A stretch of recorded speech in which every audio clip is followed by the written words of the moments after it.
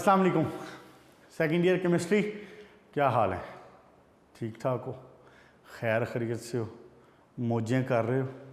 मौजें ख़त्म होने वाली हैं आपकी, मौजें ख़त्म होने वाली हैं। तैयार हो जाओ और पढ़ाई करके आओ। आप वैसे अब तक तो अंदाज़ा आपको ख़ुद भी हो गया होगा कि don't take chemistry easy. Chemistry को ईजी नहीं लेना, ख़ास तौर पे केमिस्ट्री को ईजी नहीं लेना, और फिर एफएससी की केमिस्ट्री को तो बिल्कुल भी नहीं ईजी लेना। सेकेंड ईयर की केमिस्ट्री आसान है अगर आप इसके साथ यानी कि इंसाफ करें तो। अगर थोड़ा सा टाइम दें, थोड़ी सी मेहनत करें तो आई एम श्योर, और मुझे पता है बहुत सारे बच्चे ऐसे आपके सीनियर्स जो हैं, बहुत सारे बच्चे हमें बताते हैं वो। और इवन मैं, चले बात हो रही है तो मैं आपको छोटी सी बात बताऊं। मेरे बहुत सारे स्टूडेंट्स ने, आपके सीनियर्स ने अपने शौक से, ऑब्वियसली अगर उनका मेडिकल में एडमिशन होता तो फिर तो मेडिकल में चले जाते, तो उनका मेडिकल में एडमिशन नहीं हो पाया, तो अमंग ऑल अदर फील्ड्स उन्होंने केमिस्ट्री को चूज़ किया है। ये बात आपके लिए हैरान कुन तो नहीं है ना?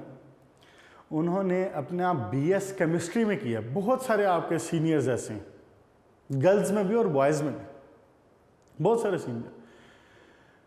एक्चुअली केमिस्ट्री में अगर आप इंटरेस्ट लें ना, और इंटरेस्ट डेवलप करें, और इसको सिर्फ रटे के लिहाज से ना लेके चलें, तो you will find the interest इंशाल्लाह, आपको अच्छा लगेगा। और ख़ास तौर पर सेकेंड ईयर केमिस्ट्री अच्छी खासी इंटरेस्टिंग है। जो बच्चे इसको समझ के पढ़ रहे हैं और जो बच्चे समझ के पढ़ते रहे हैं, they find their interest in the chemistry. तो आए बच्चों, अब स्टार्ट करते हैं आपका टॉपिक जो पेज नंबर 104 पे चल रहा था, और वो था complex compound. We were discussing the basics of complex compound. Complex compound में जो मुख्तलिफ़ किस्म की टर्मिनोलॉजीज इस्तेमाल होंगी उनके ऊपर बात हो रही थी। मैंने बात की थी आपसे कि एक चीज़ होती है सेंट्रल मेटल एटम, फिर एक चीज़ होती है सेंट्रल मेटल यानी आयन या एटम, और फिर एक चीज़ होती है लिगेंड। लिगेंड क्या था? टॉपिक हमारा है कम्प्लेक्स कंपाउंड्स। हाँ जी, मैंने एक एग्जांपल, वही कल वाली एग्जांपल दोबारा लिख लेता हूँ। क्या था? हेक्सासाइनो था, आयरन 1 2 3 4 5 6 हेक्सासाइनो, और यूं करके स्फीयर बनेगा, और यहाँ पे था 4 चलें ठीक है, पॉजिटिव लगा भी सकते हैं, 4 पॉजिटिव पोटेशियम्स। ऐसे ही था, कल इसी के ऊपर बात हुई थी, आज भी इसी को चलाते हैं। सबसे पहले हमने बात की थी सेंट्रल मेटल आयन की। This one is the central metal ion which will be accepting the electrons from the donors. And who are the donors? These things, these species are the donors. And in the complex chemistry, in the complex compound, we use the specific word for these donors, and the word is the ligand. क्या कहते हैं उसको? Ligand. Ligand is a species. It may be an ion, or it may be some kind of neutral atom, or ion, or a molecule. कुछ भी हो सकता है। Atom भी हो सकता है, आयन भी हो सकता है, मॉलिक्यूल भी हो सकता है। तो which is donating the electron pair to the central metal atom. Clear? फिर हमने एक बात की थी, और मैंने आपको कहा था कि इस बात को ज़रूर ज़हन में रखना। बोर्ड में ask in the form of MCQs, आपसे उसमें भी पूछा जा सकता है, एंटी टेस्ट में पूछा जा सकता है कि जी मोनोडेंटेट लिगेंड क्या होता है जनाब, जी डायडेंटेट लिगेंड क्या होता है। किसी डायडेंटेट लिगेंड की एग्जाम्पल तो दें, किसी मोनोडेंटेट लिगेंड की एग्जाम्पल तो दें। तो मोनोडेंटेट लिगेंड वो है which can donate 1 pair of electron, didentate ligand वो है which can donate 2 pair of electron. Clear? Example आपको मैंने एक दी थी इसकी, ऑक्सालेटों की, ऑक्सालेट आयन की, COO बॉन्ड COO, इधर भी नेगेटिव चार्ज, इधर भी नेगेटिव चार्ज। अच्छा, ये आया कहाँ से? चलें जी बताएं ज़रा, ये आया कहाँ से? मैं पूछ इसलिए रहा हूँ कि ये वर्ड आपने पहले पढ़ा हुआ है, COOH COOH। जनाब ये वर्ड आपने H2SO4 के रिएक्शंस में पढ़ा था सल्फ्यूरिक एसिड के रिएक्शंस। वहाँ पे आपने पढ़ा था कि ऑक्सैलिक एसिड के साथ इसका रिएक्शन करवाएं सल्फ्यूरिक एसिड का तो क्या होता है, this one is oxalic acid. याद आया? ये क्या है? Oxalic acid. जब ऑक्सैलिक एसिड से ये हाइड्रोजन रिमूव हो जाए तो oxygen will carry negative charge, इसको कहते हैं oxalate ion. Oxalate ion is a didentate ligand. क्यों? क्योंकि यहां पे भी oxygen is carrying negative charge, this oxygen is also carrying negative charge, तो ये भी एक लोन पे डोनेट कर सके, एक बॉन्ड बना सकता है कोऑर्डिनेट कोवेलेंट बॉन्ड, और ये भी एक लोन पे डोनेट कर सकता है। So oxalate ion is a didentate ligand. Next देखिए जनाब, coordination number, page number 104, point number 3, heading number 3 जो सी है, कोऑर्डिनेशन नंबर। कितने लोन पे डोनेट हो रहे हैं? सिंपल, कितने लोन पे डोनेट हो रहे हैं? 1, 2, 5, 10 कोऑर्डिनेशन नंबर। जितने लोन पे डोनेट हो रहे होंगे वो उस कॉम्प्लेक्स का कोऑर्डिनेशन नंबर है। आपके सामने ये जो चीज लिखी हुई है, आप अपने जहन में खुद को बताएं कि इसका कोऑर्डिनेशन नंबर क्या होगा।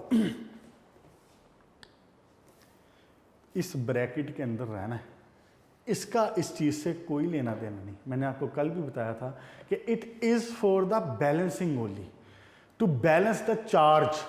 क्यों? Complex is carrying negative charge. अभी देखेंगे आप, complex is carrying negative charge. उस नेगेटिव को बैलेंस करने के लिए पोटाशियम आके अटैच हुआ है। Potassium is not the ligand. Ligand ये है, ये जो सेंट्रल मेटल आयन को इलेक्ट्रॉन पेयर डोनेट कर रहे हैं। तो कितने इलेक्ट्रॉन पेयर डोनेट हो रहे हैं यहां पे? एक ये कर रहा है, ये मोनोडेंटेट लिगेंड है। Cyanide is a monodentate ligand. एक ये कर रहा है, एक ये, एक ये, एक ये, एक ये, एक ये, टोटल हो गए 6। कोऑर्डिनेशन नंबर क्या होगा? 6। All okay. नेक्स्ट देखें, कोऑर्डिनेशन स्फीयर। स्फीयर क्या होता है? स्फीयर, स्फीयर मतलब एक कुर्रा, जैसे आप कहते हैं कि जी स्फीयर ऑफ अर्थ, कुर्रा अर्ज, जो हमारे जमीन का एक स्फीयर है, सर्कल है, एक दायरा है, एक हिस्सा है उसका, उसकी जो लिमिट है, ये स्फीयर, ये स्फीयर है इन दिस केस, जिसको मैंने कैसे शो किया हुआ है? ब्रैकेट से, बड़ी ब्रैकेट से शो किया हुआ। This one is coordination sphere. Clear ji? जिस कोऑर्डिनेशन स्फीयर के अंदर हम शो क्या करेंगे? हम कंप्लेक्स आयन को शो करेंगे कोऑर्डिनेशन स्फीयर के अंदर।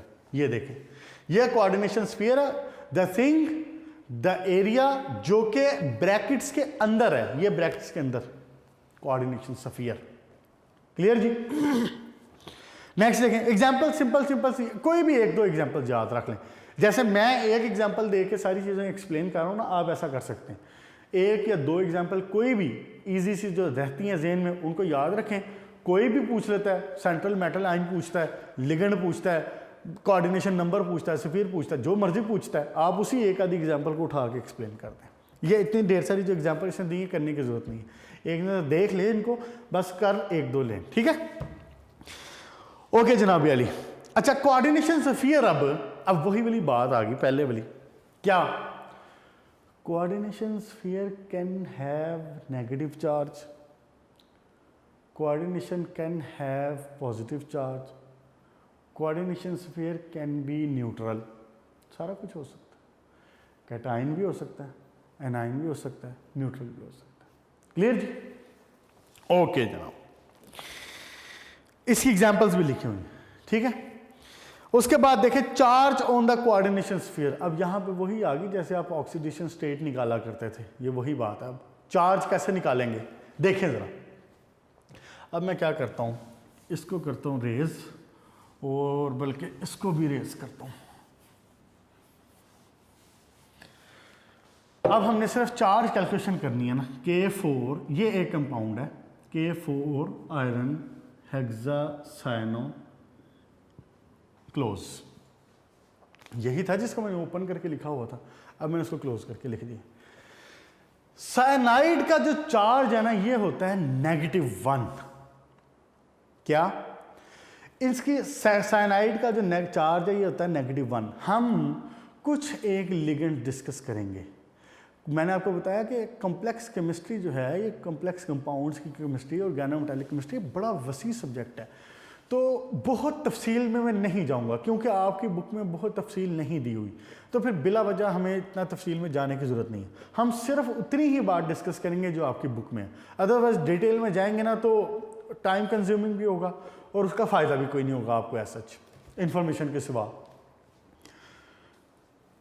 अच्छा, कहने में ये लगा था जनाब कि अब ये आपके सामने एक कंपाउंड लिख दिया मैंने और इसको मैंने इकट्ठा करके लिख दिया। जो साइनाइड है ना इसका चार्ज होता है -1। ये 2 चार होंगे, आप इनको याद कर लीजिएगा बस। साइनाइड होगा, एक्वा इस्तेमाल होगा, वाटर, अमाइन इस्तेमाल होगा और कार्बोनाइल इस्तेमाल होगा, ऑक्जेलेटो इस्तेमाल होगा, बस 2 चार होंगे जो याद कर लें। विद द टाइम आते जाएंगे, याद करते जाइएगा बस। और फिर आगे इसका यूज़ भी नहीं है, ये सिर्फ पेज नंबर 105 तक ही है, उसके बाद आगे ये क्लोज हो जाएगा काम इसका। ओके जी, साइनाइड का बेटा चार्ज होता है -1।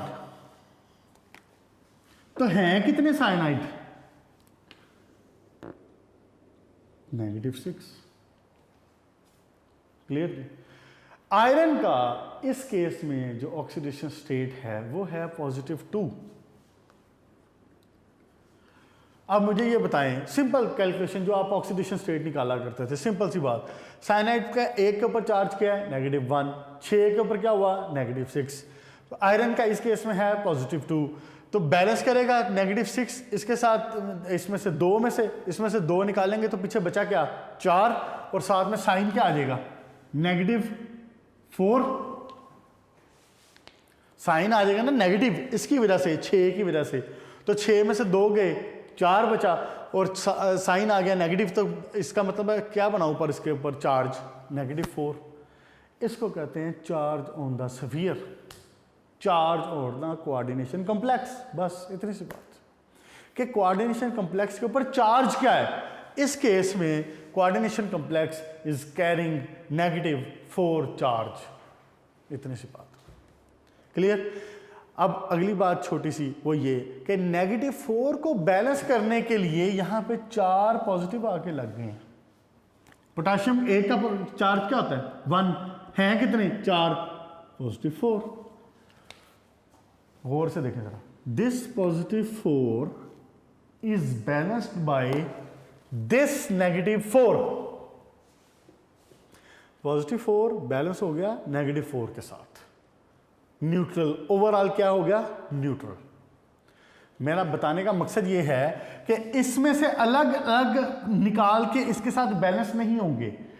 ओवरऑल पूरे कॉम्प्लेक्स के ऊपर, पूरे स्फीयर के ऊपर जो चार्ज आएगा that will be balanced by the outer element, जो कि उसके बाहर साइड पे लगा हुआ है। क्लियर। आपको पूछता है कि इस कॉम्प्लेक्स के ऊपर चार्ज क्या है, तो आप पूरा चार्ज पहले निकालेंगे। 2-4 एग्जांपल मैंने इसीलिए कहा ना, लिगेंड 2-4 हैं, आप वो याद कर लेंगे, वो आपको पता होगा कि जी किस लिगेंड के ऊपर क्या चार्ज होता है। आप उसके लिहाज से उसको बैलेंस करके निकाल लेंगे और आप बता देंगे कि जी ये -4। मिसाल के तौर पे चलिए मैं एग्जांपल लिख देता हूँ। कोबाल्ट है, इसके साथ जनाब अली लेट से लगा हुआ है अमोनिया, या चलें और सिंपल कर लेते हैं, लेट से इसके साथ लगा हुआ वाटर। वाटर को एक्वा कहते हैं। जैसे इसका मैंने वर्ड यूज करता है साइनाइड या साइनो, इसके लिए वाटर के लिए वाटर का वर्ड नहीं यूज होता, वाटर के लिए वर्ड यूज होता है एक्वा। क्या? एक्वा। अच्छा, जो एक्वा है ना वाटर है, अब वाटर का जो चार्ज है ये 0 होता है। मैंने आपको बता दिया कि वाटर का चार्ज क्या है? 0। आप मुझे बताएं स्फीयर के ऊपर चार्ज क्या होगा? क्या चार्ज होगा स्फीयर के ऊपर? इस स्फीयर के ऊपर कोई चार्ज नहीं होगा। क्यों? ये देखें, क्या नाम है इसका, वाटर के ऊपर चार्ज क्या है? 0। तो 4 का भी चार्ज ओवरऑल क्या हो जाएगा? 0।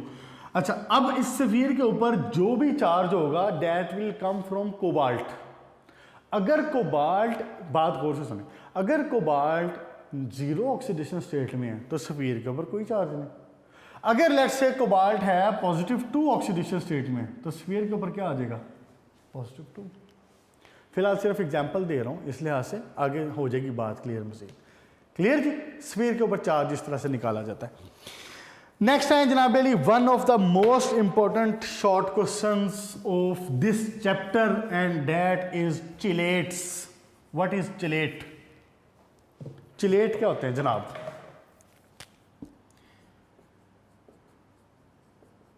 चिलेट बेटा, चिलेट होते हैं बड़ी अच्छी चीज। और वो अच्छी चीज क्या है? समटाइम जब लिगेंड एक से ज्यादा डोनेट कर रहा हो इलेक्ट्रॉन पेयर, अभी मैंने वर्ड यूज किया था मोनोडेंटेट लिगेंड। मोनोडेंटेट का क्या मतलब था? एक लोन पेयर डोनेट कर रहा है। अगर 2 डोनेट कर रहा हो तो डाइडेंटेट, 3 डोनेट कर रहा हो तो ट्राइड, 3 से ज़्यादा वाले भी होते हैं, 3 डोनेट कर रहा हो तो ट्राइडेंटेट लिगेंड, 4 डोनेट कर रहा हो तो टेट्राडेंटेट लिगेंड। तो मुझे ये बताएं, क्या मैं एक से ज़्यादा वाले को for the sake of easiness, क्या मैं उसको पॉलीडेंटेट लिगेंड कह सकता हूँ? बिल्कुल कह सकता हूँ। पॉली का क्या मतलब होता है? हम पॉली में, पॉली को केमिस्ट्री के लिए में जो वर्ड इस्तेमाल करते हैं वो किस लिए इस्तेमाल करते हैं? Poly means many. जब एक से ज्यादा हो गए तो मीन्स मैनी हो गए, एक से ज्यादा हो गए तो मोर देन 1 हो गए ना, तो हम उसके लिए पॉली का वर्ड यूज कर सकते हैं। तो फिर क्या मैं ये 2 क्लासिफिकेशंस बना सकता हूं, एक मोनोडेंटेट लिगेंड और दूसरी पॉलीडेंटेट लिगेंड? पॉलीडेंटेट की जब बात होगी, लफ्ज इस्तेमाल होगा, तो what does it mean? It will mean के डाइडेंटेट, ट्राइडेंटेट, इट में बी टेट्राडेंटेट, इट में बी पेंटाडेंटेट, जो मर्जी हो। क्लियर जी? मैं वर्ड यूज कर सकता हूं मोनोडेंटेट, मैं वर्ड यूज कर सकता हूं पॉलीडेंटेट फॉर मोर देन 1। जब किसी कंपाउंड में, किसी कम्प्लेक्स में पॉलीडेंटेट लिगेंड मौजूद होना, तो वो क्या करता है? वो डोनेशन इन सच अ वे करता है कि it forms a ring, it forms a ring. कोई एग्जांपल है आपके जहन में जो पॉलीडेंटेट लिगेंड हो? आपके कोर्स में एक ही है, ऑक्जेलेटो, अभी जिसकी बात हुई थी, COO, COO, नेगेटिव नेगेटिव। इसको अगर ड्रॉ करूं ओपन करके तो I can draw it like that कि एक carbon double bond oxygen, single bond oxygen, carbon double bond oxygen, single bond oxygen, negative charge negative charge. COO को ही मैंने draw किया ना यूं, ये क्या बन गया? ये बन गया ऑक्सैलेट आयन। अब मैंने आपको बताया था कि oxalate ion is a didentate ligand, I can say polydentate also, poly भी कह सकता हूँ ना। तो पॉलीडेंटेट लिगेंड जब एक जगह पे मौजूद हो तो ये क्या करता है? मिसाल के तौर पे यहाँ पे प्लाटिनम है, ये क्या करता है जनाबे अली?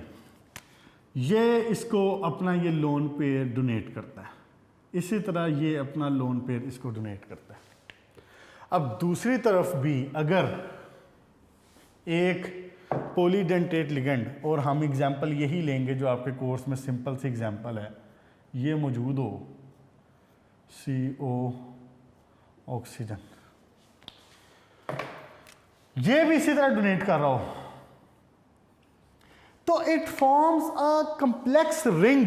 कैसे रिंग बना? गौर करें जरा, ये रिंग नहीं बना है, ध्यान इधर रखें जरा, ये देखें, ये रिंग नहीं बना जहां पे मेरा हाथ चल रहा है, ये देखें, ये एक रिंग बन गया ना, इट इज कॉल्ड चिलेट, इसको कहते हैं chelate. When polydentate ligand is present in a complex compound and it donates more than one electron pair to the same or to the single metal ion, it forms a ring, and this compound, this complex is called chelate. Page number 105, सबसे ऊपर वाली diagram, हाँ जी सही लिखा हुआ, page number 105 के ऊपर सबसे ऊपर वाली जो डायग्राम है, उसने डबल बॉन्ड ऐसे, मैंने ज़रा ऐसे करके शो कर दिया है, उसने यूं करके शो किया हुआ है, इससे कोई फ़र्क नहीं पड़ता।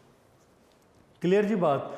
ये अब आपका एक चिलेट बन गया, ये देखिए, ये रिंग बन गया ना, दो रिंग बने इसमें, ये देखिए, एक रिंग ये और एक रिंग ये, और ये क्या है बेसिकली, ये कम्प्लेक्स है पूरा, ये इसके गिर्द मैं स्फीयर बना देता हूँ, and this sphere carries -2 charge, इसके ऊपर -2 चार्ज होता है।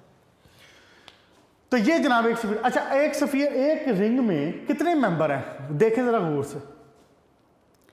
अगर मैं आपसे कहूं कि एक रिंग में कितने मेंबर हैं, तो कितने मेंबर हैं इस रिंग में? 5 मेंबर, 1 2 3 4 5। इसी तरह इस रिंग में कितने हैं? 1 2 3 4 5। ये जो प्लाटिनम है, it is being shared from the both sides, तो वो दोनों रिंग में आएगा, इस रिंग में भी आएगा और इस रिंग में भी आएगा। तो it is a 5 member ring, 5 member ring बना रहा है, 1 2 3 4 5, एक रिंग, इसी तरह दूसरा रिंग। पेज नंबर 105, पहला पैराग्राफ, उसकी last line, each oxalate ligand forms a 5 member ring with the cation. Clear होगी बात जी, कोई शक तो नहीं है इसमें। कैटाइन क्या है? ये सेंटर मेटल एटम। क्लियर जी। One of the most important short question है, चिलेट, बहुत बार पूछा हुआ उसने बोर्ड में, आखिरी बार 2014-15 में भी आया था, इसको ज़रूर कर ले। उसके बाद शुरू करते हैं हम नोमेनक्लेचर। आज शायद मुकम्मल ना हो सके, लेकिन इंशाल्लाह ताला जितना हो जाएगा वो ये कर लेते हैं। अब नोमेनक्लेचर में, नोमेनक्लेचर का मकसद क्या होता है बेसिकली? नोमेनक्लेचर का मकसद है, अब देखो मैंने आपको बताया है कि हजारों लाखों कंपाउंड इसके बनाए जा चुके हैं। एक अलग केमिस्ट्री है, organometallic chemistry, which is dealing with the complex ions, with the complex compounds. तो there must be a proper way. हम केमिस्ट्री में बातें एवं नहीं उठा के कर लेते, एवं नहीं किसी चीज़ का नाम जो है वो जनाब मीथेन और ईथेन और प्रोपेन रख दिया जाता, या किसी चीज़ का नाम जो हेक्सासाइनोफिरेट रख दिया जाता। There is a proper way. आपको पता, you are not studying some kind of simple subject, it's chemistry. तो don't take the chemistry light. Nomenclature feel करें, प्राउड फील करें, यू आर स्टडिंग केमिस्ट्री। दिल दिल में मुझे पता है आप प्राउड फील करते भी हैं, ऊपर ऊपर से ठीक है, आपको शायद मुश्किल लगती हो या गुस्सा आता हो, लेकिन मुझे पता है आप अंदर से दिल से खुश होते हैं आप केमिस्ट्री पढ़ के। अल्लाह ताला आपको खुश रखें, मज़ीद खुश रखें। अच्छा जी, नोमेनक्लेचर क्या होगा जनाब? Proper way, rules, it will give some rules कि आपने जब किसी कंपाउंड का नाम रखना है, तो जब आप इंशाल्लाह ताला बड़े होंगे और आप भी फॉर एग्जांपल कोई केमिस्ट्री का, कोई कम्प्लेक्स कंपाउंड का कोई नया कंपाउंड डिस्कवर करेंगे या बनाएंगे, तो आप जब वो जो नाम रखेंगे ना, वो आप इन रूल्स के मुताबिक रखेंगे। नोमेनक्लेचर इसका मैं पॉइंट पढ़ता हूँ और साथ साथ मैं बताता हूँ, एक्सप्लेन करता हूँ। अच्छा बच्चों, ये क्वेश्चन आया नहीं है बोर्ड में, लॉन्ग क्वेश्चन, लेकिन ये एक्सरसाइज का लॉन्ग क्वेश्चन है। तो चूंकि ये एक्सरसाइज का लॉन्ग क्वेश्चन है, वैसे तो बोर्ड की मर्ज़ी है, जो मर्ज़ी पूछ ले, लेकिन स्पेशली अगर ये एक्सरसाइज का लॉन्ग क्वेश्चन है तो इट हैज़ द राइट कि वो ये पूछ सकता है। पूछा नहीं है वैसे कभी, तो आपको ये पॉइंट्स आने चाहिए। फिर आपको मुश्किल कुछ भी नहीं है, इंतहाई आसान है, और अपने अल्फाज में आप लिख सकते हैं, बात को समझ लें, अपने अल्फाज में लिख सकते हैं। सबसे पहला जनाब बेली, point number 1, cations are named before the anions. What does it mean? आपसे भी बात हुई थी कि एक कम्प्लेक्स कंपाउंड में देयर आर 2 पार्ट्स। एक वही अलमशहूर एग्जाम्पल लिख देता हूँ 6। ये एक जनाब अली कम्प्लेक्स कंपाउंड है and obviously and I told you before कि it carries 2 parts. 2 parts means कि 1 part will be positive, other part whole will be negative. इस केस में सिंपल कैटाइन है और कम्प्लेक्स एनाइन है। देखिए मैं वर्ड का यूज़ कर रहा हूँ, सिंपल कैटाइन है एंड कम्प्लेक्स एनाइन है। साथ हाथ भी मैंने खोल दिया, इधर भी ध्यान रखें। सिंपल कैटाइन है, कम्प्लेक्स एनाइन है। क्लियर? रूल ये कहता है कि you will right the name of cation first. आप पहले लिखेंगे कि कैटाइन कौन सा है। अगर लेट्स से किसी एग्जाम्पल में, लेट्स से जैसा मैंने पहले भी एक दफा बात की थी, कोबाल्ट H2O4 और यहां पे लगाओ सल्फेट, अब क्या है? अब बताएं जरा सिनेरियो क्या है।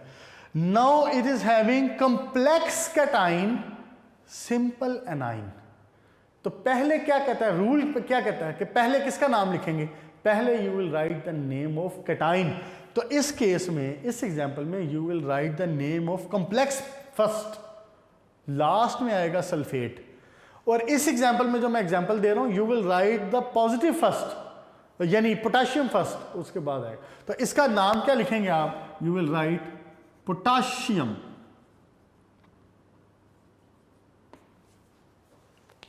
सबसे पहले लिख दिया मैंने पोटाशियम।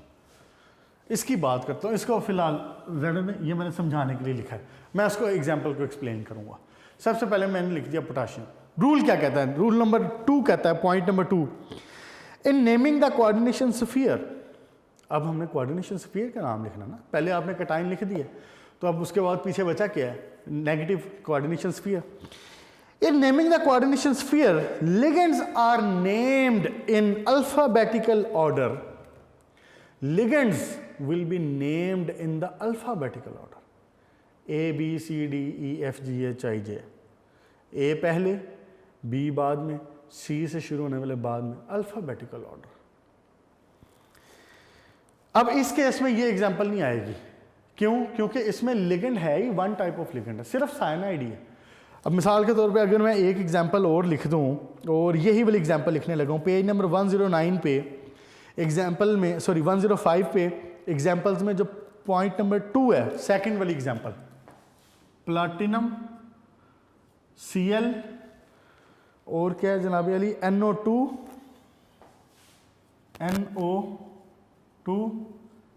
NH3 और जनाब अली यहाँ पे आ जाएगा सल्फेट SO4। लेट्स से ये एग्जांपल। अब इसके अंदर लिगेंड देखें, यहाँ पे आपने लिखा हुआ है एलिमेंट का नाम, central metal atom, central metal ion जो भी है। उसके बाद आपने यहाँ पे लिगेंड लिखे हुए हैं, ये है क्लोरो, ये है नाइट्रो, ये है अमाइन। Chloro, nitro, amine. बच्चों परेशान नहीं होना, क्योंकि इनमें से कुछ नाम मुमकिन आपके लिए नए हो, जैसे कि नाइट्रो वाला शायद नाम आपने मेरा ख्याल है पहले नहीं देखा हो। वो नाइट्रस ऑक्साइड वगैरह में देखा था, लेकिन यहाँ पे इसको बोलने का तरीका थोड़ा सा मुख्तलिफ है। तो आपने सिर्फ इतनी ही एग्जांपल्स करनी है जितनी बुक में लिखी हुई हैं। तो एग्जांपल्स 2, 4, 5 ही हैं, इसलिए इनको जहन में रख लें। यहाँ पे है क्लोरो, ये है नाइट्रो, ये है अमाइन। अब आपके पास इस केस में 3 लिगेंड है। अब यहाँ पे ये पॉइंट अप्लाई होगा, you will write the name of the ligands alphabetically. मतलब first you will write amine, then you will write chloro, then you will write nitro. समझ आ गई बात? ये जो एग्जांपल है इसमें क्या होगा कि चूंकि लिगेंड एक से ज्यादा है तो you will go alphabetically. अच्छा एक लाइन साथ और पढ़ें जो इसने आगे लिखी हुई है, क्या? Alphabetical order regardless of the nature and number of each.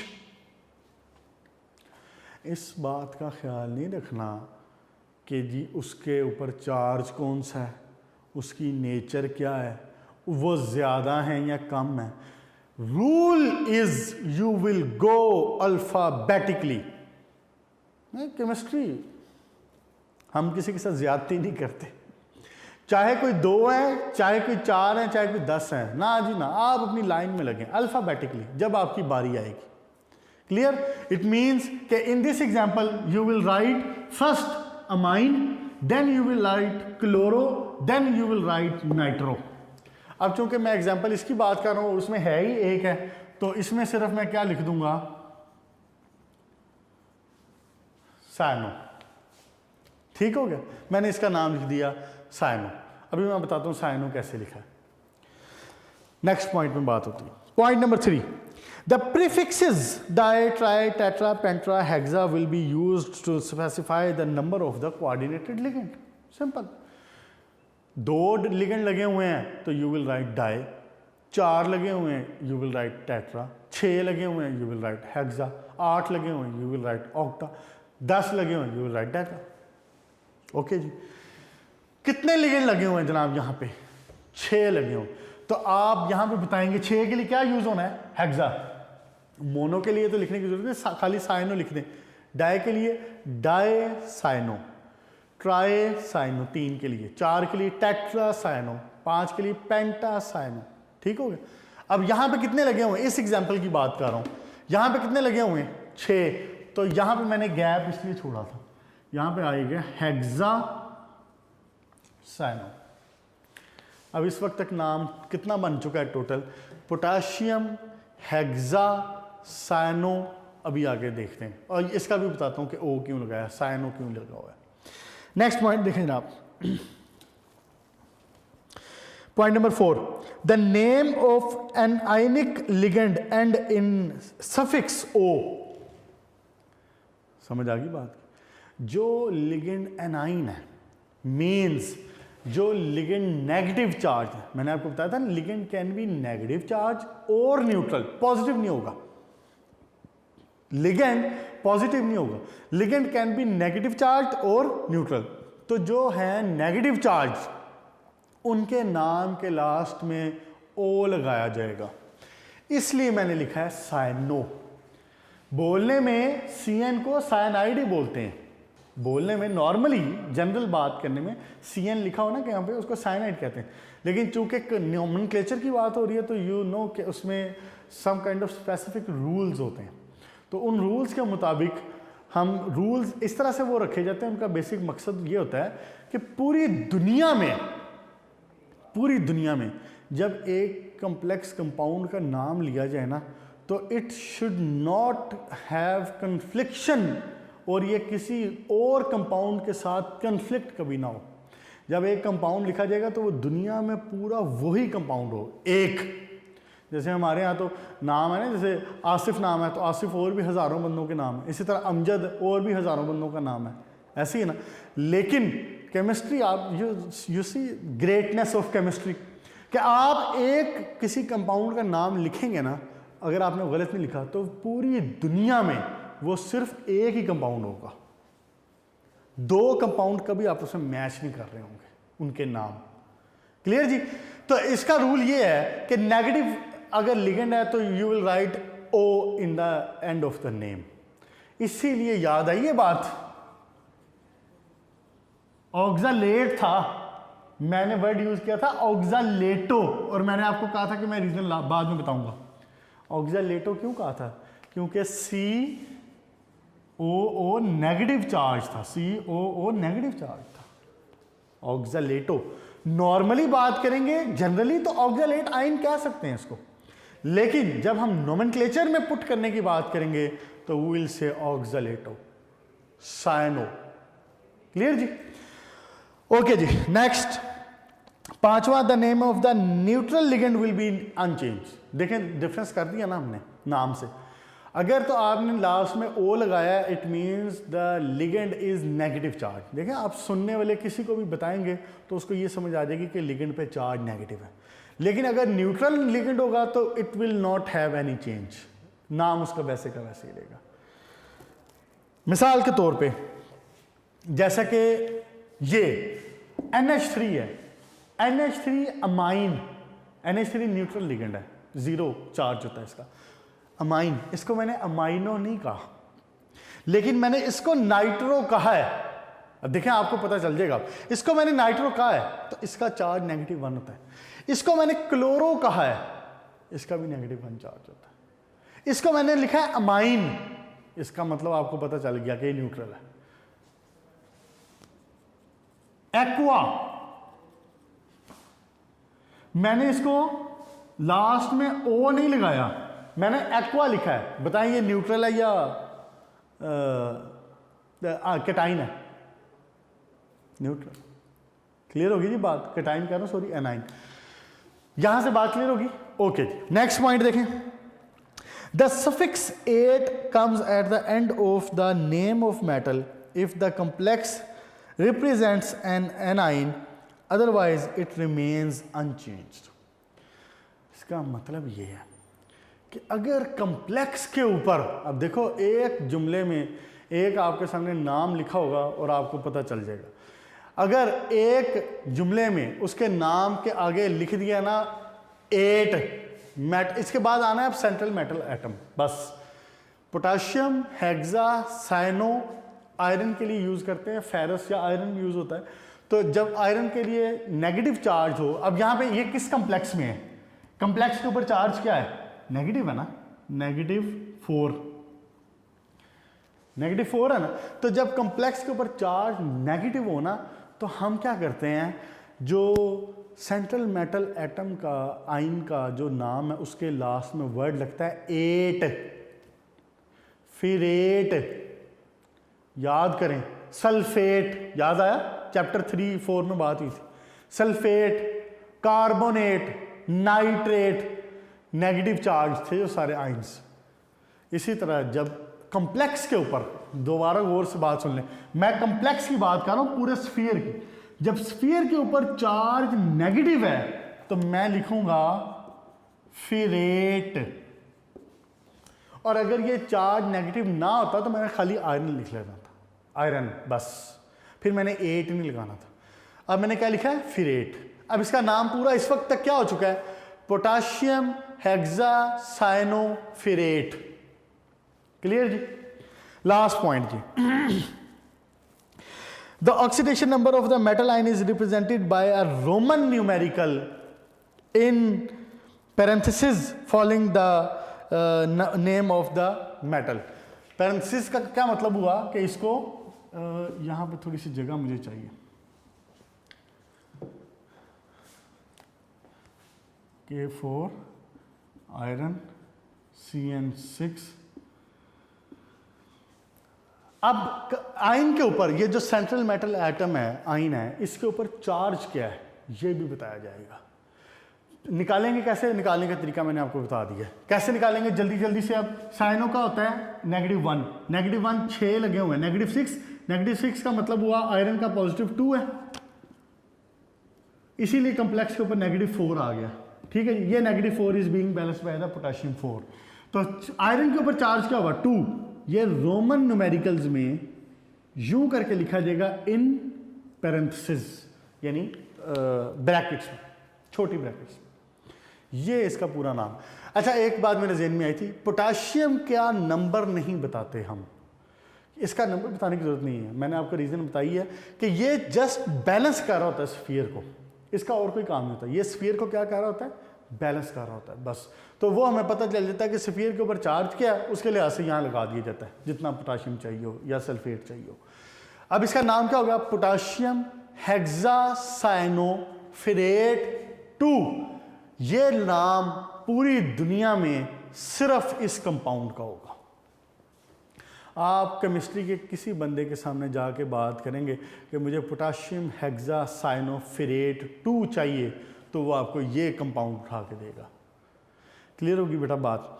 यहाँ पे नोमेनक्लेचर हुआ ख़त्म। एग्जाम्पल्स इसकी देख लें, सिंपल सी बात। जैसे अब ये नीचे वाली एग्जाम्पल थी, ये वाली, तो इसका नाम क्या बनेगा?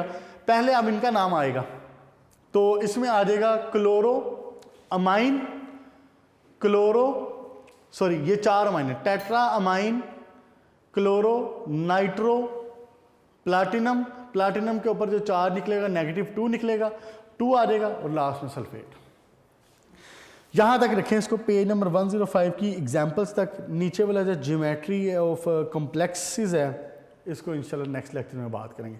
आज हमने क्या डिस्कस किया है, आज हमने जो इसके पर्टिकुलर्स थे, बेसिक्स क्या, सेंट्रल मैटर आयन क्या होता है, लिगेंड क्या होता है, कोऑर्डिनेशन नंबर क्या है, सफ़ीर क्या है, चिलेट क्या है, इंतहाई इंपॉर्टेंट, और उसके बाद इसका नोमेनक्लेचर के सारे पॉइंट डिस्कस हो गए हैं, लिखने का तरीका भी डिस्कस हो गया है कि वो कैसे होना है।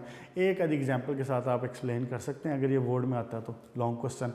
और बल्कि एक काम आपने करना है, एक्सरसाइज का क्वेश्चन नंबर 11 पेज नंबर 117 पे, क्वेश्चन नंबर 11, क्वेश्चन नंबर 11 में 7 कंपाउंड दिए हुए हैं, आपने इनके नाम लिख के लाने हैं कल।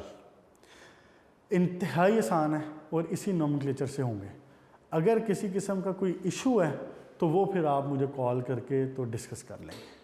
क्लियर हो गया? हो जाएंगे, सारे हो जाएंगे, इसी रूल से होने और इंतहाई आसान है सारे। अपना ख्याल रखिएगा। Good luck.